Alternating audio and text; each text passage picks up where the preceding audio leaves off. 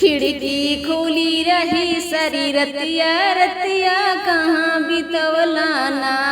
खिड़की खुली रही सारी रतिया रतिया कहाँ बितवलाना। ओए होए सुना ननद जी के भाई रतिया कहाँ बितवलाना। लौंगा इलायची के बिरवा जरौल बिड़वा रखी रही सारी रतिया रतिया कहाँ बितवलाना।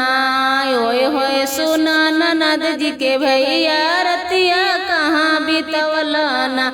झाझड़ गेरुआ गंगा जल पानी झाझड़ गेरुआ गंगा जल पानी पनिया रखी रही सारी रतिया रतिया कहाँ बितवलाना। ओए होए सुना ननद जी के भैया रतिया कहाँ बितवलाना।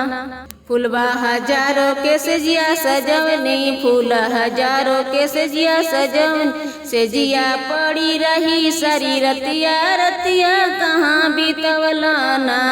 सेजिया पड़ी रही सारी रतिया रतिया कहाँ बितवलाना।